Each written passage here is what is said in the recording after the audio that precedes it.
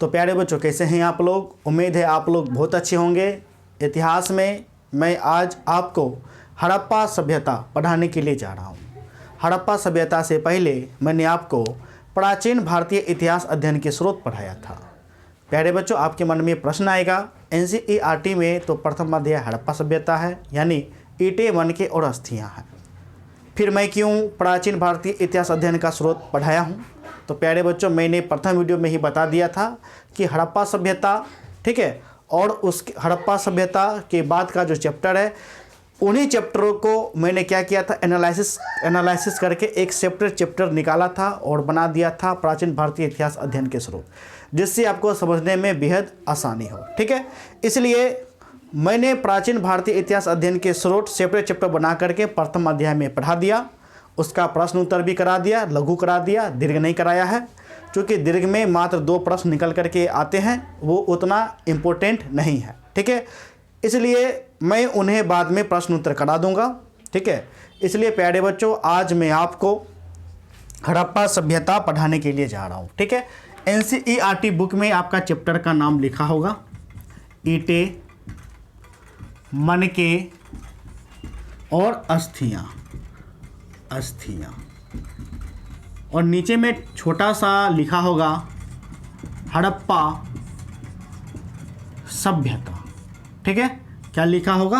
हड़प्पा सभ्यता। ठीक है प्यारे बच्चों, आज मैं आप सभी को हड़प्पा सभ्यता पढ़ाऊंगा, लेकिन पढ़ाने से पहले सर्वप्रथम यह इम्पोर्टेंट है कि मैं आपको हड़प्पा सभ्यता आखिर कैसे पढ़ाऊंगा। मैं इस प्रकार पढ़ाऊंगा हड़प्पा सभ्यता कि यदि आप मेरे कक्षा यानी 12th में सिर्फ यदि आप हड़प्पा सभ्यता मुझसे पढ़ लीजिएगा तो आपको कभी जनरल कंपटीशन में हड़प्पा सभ्यता चैप्टर पढ़ने की ज़रूरत नहीं पड़ेगी। ठीक है, BPSC का तैयारी करते हैं फिर भी आपको हड़प्पा सभ्यता पढ़ने की ज़रूरत नहीं पड़ेगी, क्योंकि मैं आपको इतने अच्छे से पढ़ा दूंगा। ठीक है प्यारे बच्चों, हड़प्पा सभ्यता के अंतर्गत हम किस प्रकार से पढ़ेंगे? तो देखिए, हम हड़प्पा सभ्यता को डिवाइड करके पढ़ेंगे। सर्वप्रथम हड़प्पा सभ्यता के अंतर्गत हम लोग पढ़ेंगे, यानी हड़प्पा सभ्यता का परिचय। हम लोग क्या देखेंगे? परिचय एक सेपरेट रूप में देख लेंगे। फिर परिचय खत्म करने के बाद दूसरे सेक्शन में हम लोग देखेंगे क्या? खोज की कहानी। खोज की कहानी यानी कि किस प्रकार हड़प्पा सभ्यता का खोज हुआ। ठीक है, फिर खोज की कहानी जानने के बाद फिर हम लोग देखेंगे हड़प्पा सभ्यता का क्षेत्रफल। ठीक है, हड़प्पा सभ्यता का क्षेत्रफल क्या है?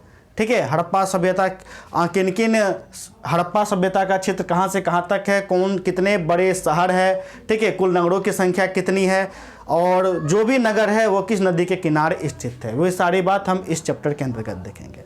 ठीक है, फिर नेक्स्ट पॉइंट में हम लोग देखेंगे हड़प्पा सभ्यता का विशेषता।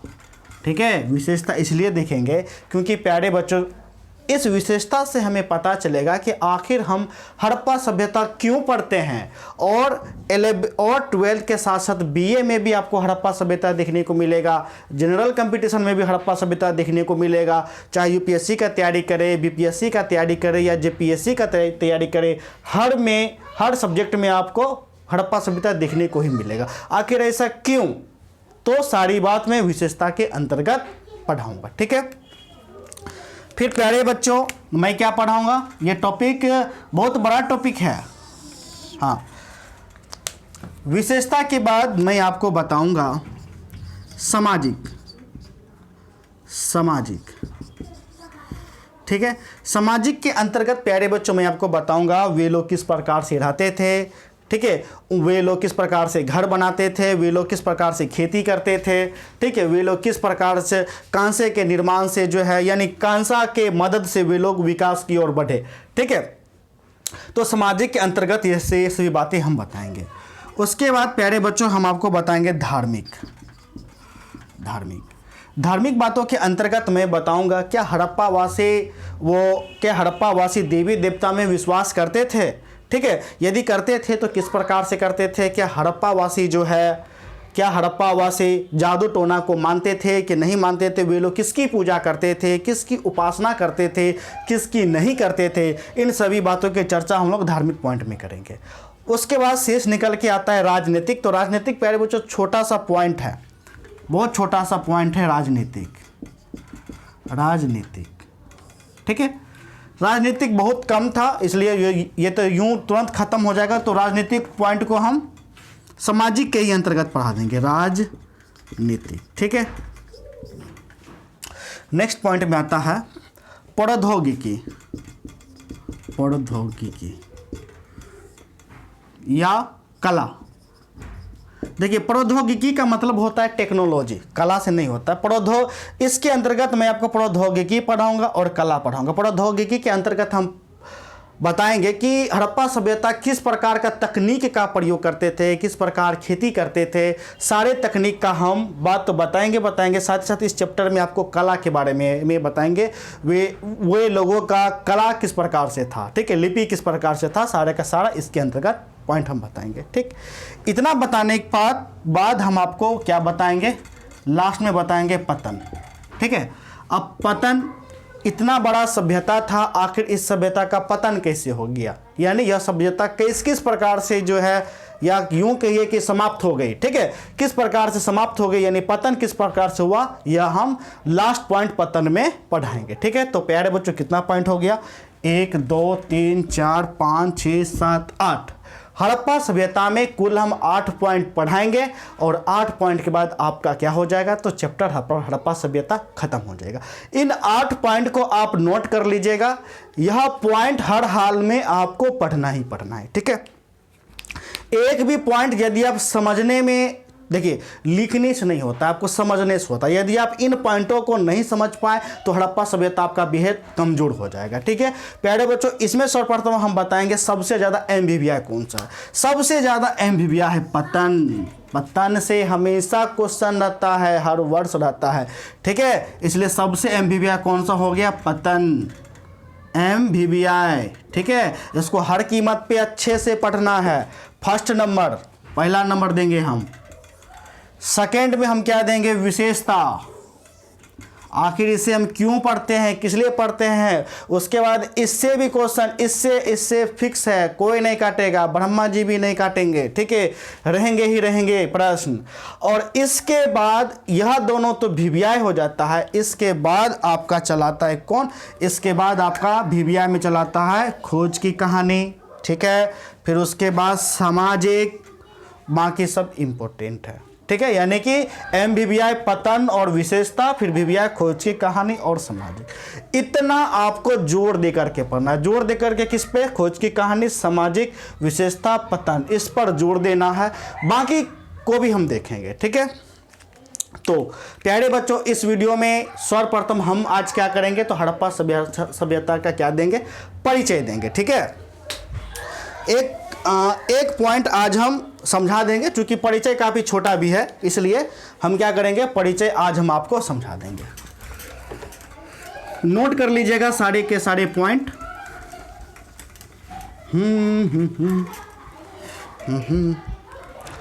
परिचय, पहला पॉइंट क्या हो गया, परिचय। तो प्यारे बच्चों हड़प्पा सभ्यता में आज हम क्या करेंगे, तो परिचय समझेंगे। ठीक है, सर्वप्रथम देखिए जो हमारा हड़प्पा सभ्यता है, यह हड़प्पा सभ्यता, ठीक है, आज से लगभग 2600 से 1900 ईसा पूर्व पहले, कितना, तो 2600 से 1900। ठीक है, 2600 से 1900 ईसा पूर्व पहले। देखिए 2600 से 1900 ईसा पूर्व कहिए, या यदि हम इसे वर्ष में निकालेंगे, 2600 को हम वर्ष में कन्वर्ट कर देते हैं, तो देखिए 2600 पहले, वर्तमान में 2000, तो हम 2000 को जोड़ देते हैं। हालांकि 2001 है, 2000 को हम जोड़ देते हैं, कितना हो गया, 46, यानी 4600 वर्ष पूर्व, 4600 वर्ष हड़प्पा सभ्यता पुराना सभ्यता है। कितना वर्ष पुराना है, 4600 वर्ष पुराना क्या है, तो हड़प्पा सभ्यता। ठीक है, अब आज से लगभग 4600 वर्ष पहले हड़प्पा सभ्यता भारत के साथ साथ कौन सा देश, भारत, पाक से पाकिस्तान और अफगानिस्तान। ठीक है, आज से लगभग 4600 वर्ष पूर्व पहले हड़प्पा सभ्यता आज के भारत, पाकिस्तान और अफगानिस्तान में फैला हुआ था। ठीक है, यह जो सभ्यता है, सर्वप्रथम प्यारे बच्चों हम क्या कर लेते हैं, तो मानचित्र बना लेते हैं। ठीक है,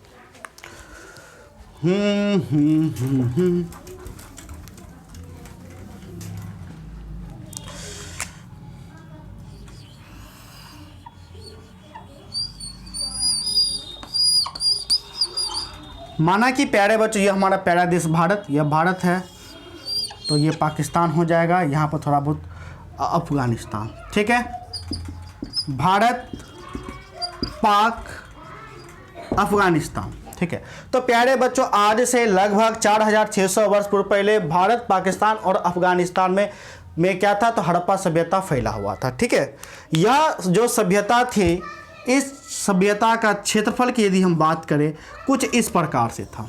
ठीक है, कुछ क्या था आपको, तो प्यारे बच्चों कुछ आपका इस प्रकार से था, इस प्रकार से था। ठीक है, यानी कि यहाँ तक पूरा का पूरा क्या था, आपका हड़प्पा सभ्यता था।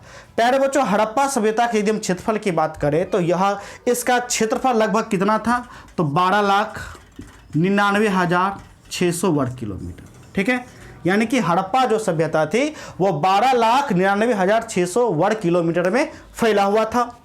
इसका जब हम लोग क्षेत्रफल देखते थे तो ऐसा प्रतीत होता था कि यह जैसा क्या हो, तो त्रिभुजाकार हो। ठीक है, यानी हम कह सकते हैं कि हड़प्पा सभ्यता का क्षेत्रफल कैसा था, तो हड़प्पा सभ्यता का क्षेत्रफल त्रिभुजाकार था। ठीक है, और इसका क्षेत्रफल इतना था कि यदि हम प्राचीन मिस्र की सभ्यता, किसकी सभ्यता, मिस्र की सभ्यता, नाम तो सुना ही होगा, फिर मेसोपोटामिया, 11th में पढ़ा होगा, पढ़े थे कि नहीं पढ़े थे, मेसोपोटामिया।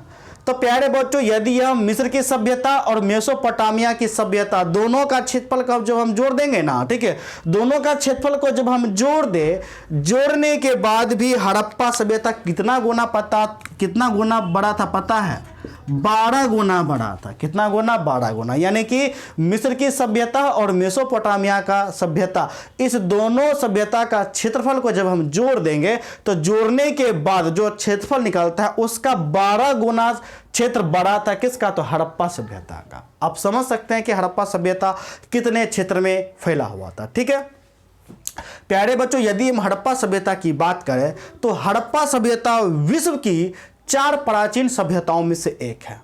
ठीक है, विश्व की 4 प्राचीन सभ्यताओं में से एक है। पहला तो आपका हो गया हड़प्पा सभ्यता। ठीक है, दूसरा क्या हो गया, दूसरा प्यारे बच्चे हो गया मिस्र की सभ्यता। किसकी सभ्यता, मिस्र की सभ्यता। ठीक है, तीसरा हो गया आपका किसका, तो मेसोपोटामिया की सभ्यता, मेसोपोटामिया के सभ्यता। और चौथा हो गया चीन की सभ्यता। ठीक है, तो प्यारे बच्चों जो हड़प्पा सभ्यता है वो विश्व की 4 सभ्यताओं में से एक है। पहला हो गया हड़प्पा सभ्यता खुद का, दूसरा मिस्र की सभ्यता, तीसरा मेसोपोटामिया की सभ्यता और चौथा क्या हो गया, तो चौथा हो गया चीन की सभ्यता।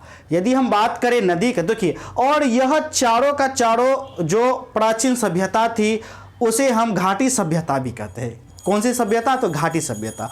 घाटी सभ्यता प्यारे बच्चों हम इसलिए कहते हैं क्योंकि ये चारों का चारों प्राचीन जो सभ्यता है वो चारों का चारों नदी के किनारे स्थित थी। ठीक है, जैसे हम हड़प्पा सभ्यता की बात करें, यह किस नदी के किनारे स्थित थी, तो सिंधु। ठीक है, सिंधु नदी के तट पर स्थित थी। कौन, तो हड़प्पा सभ्यता। मिस्र की सभ्यता किस नदी के किनारे स्थित थी, तो प्यारे बच्चों बताइए कॉमेंट करके। ठीक है, नील नदी। ठीक है, नील नदी के किनारे स्थित थी मिस्र की सभ्यता। मेसोपोटामिया की सभ्यता किस नदी के किनारे स्थित थी, 11th में पढ़े होंगे, दजला और फरात। ठीक है, दजला और फरात नदी के किनारे स्थित थे। वही हम चीन की सभ्यता की बात करें तो चीन की सभ्यता किस नदी के किनारे प्यारे बच्चों स्थित थी, तो वह थी पीली नदी के तट पर स्थित है। कौन किस नदी के तट पे, तो पीली नदी के तट पर स्थित है। ठीक है प्यारे बच्चों, देखिए आपका ऑब्जेक्टिव भी इसके अंतर्गत बनता है। ऑब्जेक्टिव रहता है इस प्रकार दिया जाएगा, हड़प्पा सभ्यता किस सभ्यता के समकालीन नहीं थी। क्या पूछेगा, नहीं थी। और ऑप्शन में दिया जाएगा मिस्र की सभ्यता समकालीन है, मेसोपोटामिया की सभ्यता समकालीन है, चीन की सभ्यता समकालीन है, और चौथा में आपको दे दिया जाएगा क्रीट की सभ्यता। तो क्रीट की सभ्यता समकालीन आपकी नहीं थी, ठीक है। तो समकालीन मात्र यह 3 थे, ठीक है। और आपको पूछेगा कि हड़प्पा सभ्यता का क्षेत्रफल किस प्रकार का था, तो उत्तर क्या हो जाएगा, त्रिभुजाकार का था, ठीक है। प्यारे बच्चों, ये तो हो गया साधारण परिचय। इस परिचय के अंतर्गत हम देखेंगे कि हड़प्पा सभ्यता को हम लोग कितने नामों से जानते हैं, यानी कि जितना नाम है सारा का सारा नाम हम क्या करेंगे, तो हम देखेंगे। बहुत नाम है, आप उम्मीद नहीं कीजिएगा इतना नाम है, ठीक है। तो सर्वप्रथम हम क्या कर लेते हैं, तो प्यारे बच्चों बोर्ड साफ कर लेते हैं, ठीक है। बोर्ड साफ कर लेते हैं, फिर हम हड़प्पा सभ्यता का पूरा का नाम हम आपको लिख देंगे, ठीक है।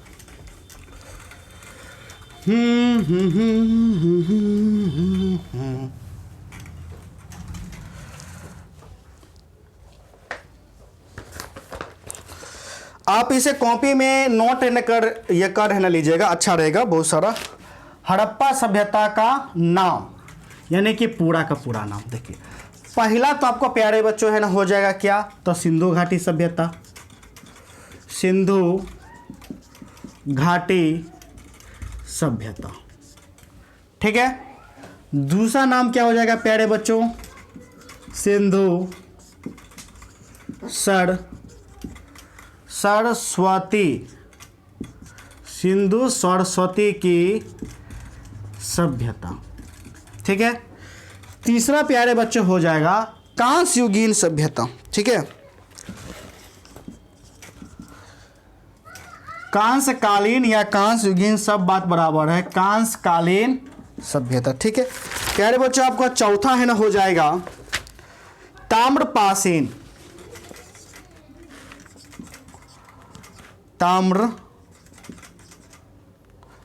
पाषाणिक सभ्यता। और प्यारे बच्चों पांचवा आपका हो जाएगा मेलुआ सभ्यता, ठीक है। कितना हो गया प्यारे बच्चों, हड़प्पा सभ्यता को मुख्य रूप से हम कितना सभ्यता के नाम से जानते हैं, सिंधु घाटी सभ्यता, सिंधु सरस्वती की सभ्यता, कांस्यकालीन सभ्यता, ताम्रपाषाणिक सभ्यता, मेलुआ सभ्यता। इसके अलावे भी और हम नामों से जानते हैं, ठीक है। जैसे प्रथम नगरीय सभ्यता के भी नाम से हम लोग जानते हैं, ठीक है। सैंदर्भ की सभ्यता के भी नाम से हम लोग है ना जानते हैं, ठीक है। तो प्यारे बच्चों हम लोग सर्वप्रथम यह जानेंगे कि आखिर हम हड़प्पा सभ्यता को सिंधु घाटी सभ्यता क्यों कहते हैं, आखिर क्यों हम हड़प्पा सभ्यता को सिंधु घाटी सभ्यता कहते हैं, क्यों हम सिंधु सरस्वती की सभ्यता कहते हैं, क्यों हम कांस्यकालीन कहते हैं, क्यों हम ताम्रपाषाणिक कहते हैं, और क्यों हम मेलुआ की सभ्यता कहते हैं, ठीक है। ये सभी बात हम आज ही जानेंगे, ठीक है। तो देखिए प्यारे बच्चों, आपको हर टीचर ये सभी नाम बता दिया होगा, लेकिन मेरा आपसे वादा है कि मेलुआ का सभ्यता कोई टीचर आज तक आपको नहीं बताया होगा, ठीक है। देखिए सर्वप्रथम, ओहो भारत का तो मानचित्र मैंने मिटा दिया, कोई बात नहीं, यहाँ पर बना देता हूँ।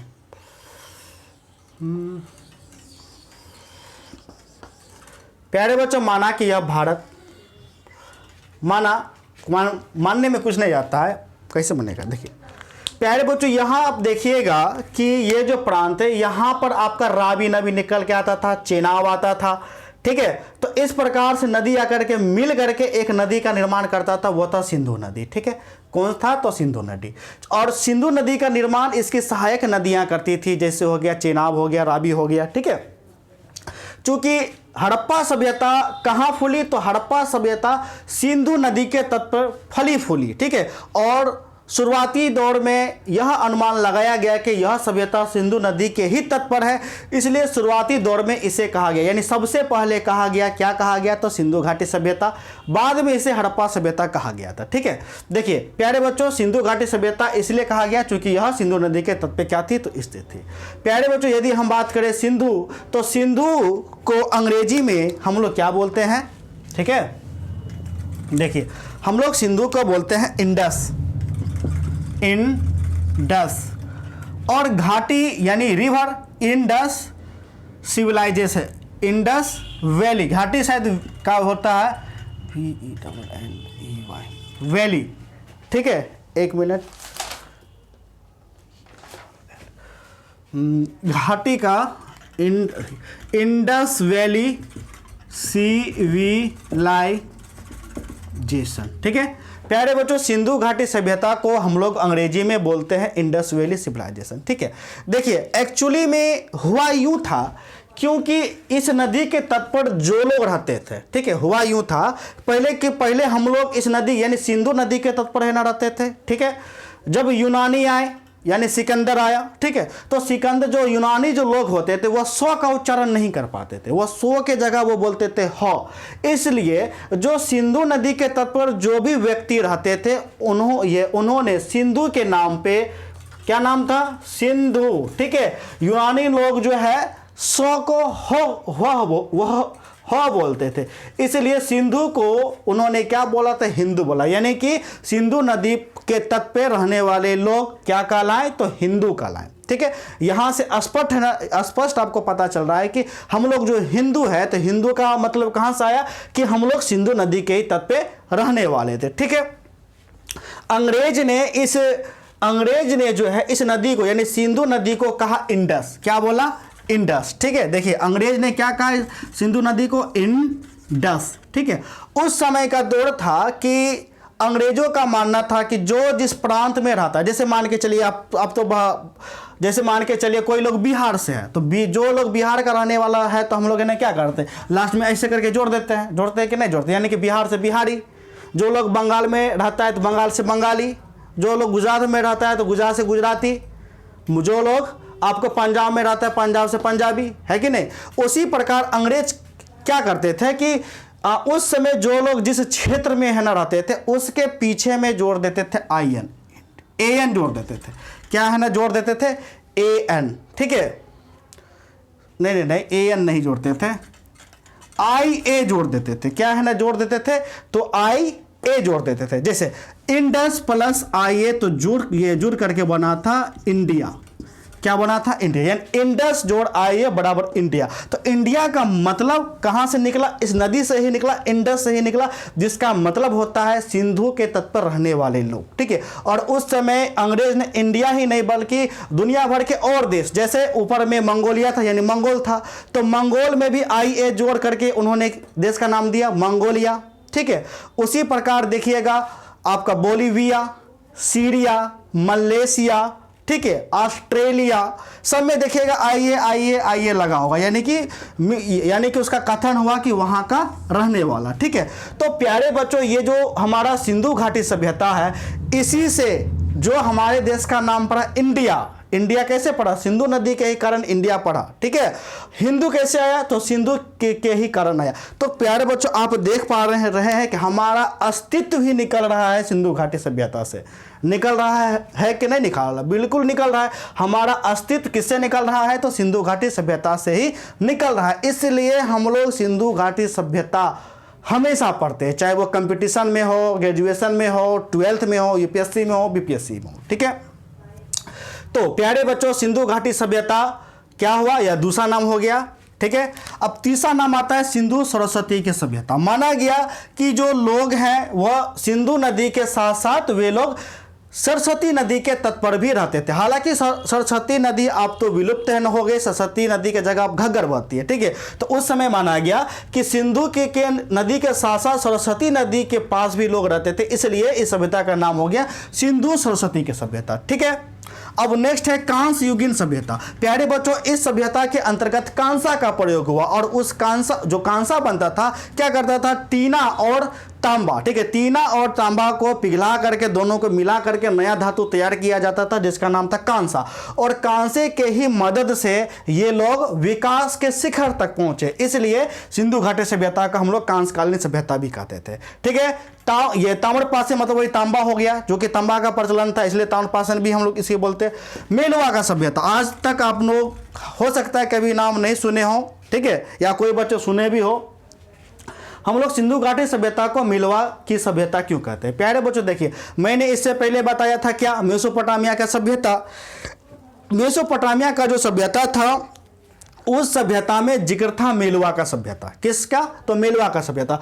उन लोगों ने मेलवा कहा, किसको कहा, तो सिंधु घाटी, ये जो सभ्यता थी, ठीक है, मेसोपोटामिया के स्रोतों से पता चला कि जो वे लोग मेलवा का सभ्यता का जो जिक्र किए वे मेलवा सभ्यता कोई और नहीं बल्कि कौन था, तो हड़प्पा सभ्यता ही था। इसलिए हड़प्पा सभ्यता को कहीं कहीं मेलवा सभ्यता के भी नाम से हम लोग क्या करते हैं तो जानते हैं। ठीक है, तो प्यारे बच्चों हड़प्पा सभ्यता का नाम आपने कितना देखा? कुल मुख्य रूप से 5 नाम देखे, इसके अलावा भी और नाम होता है। ठीक है, इतना काफी है।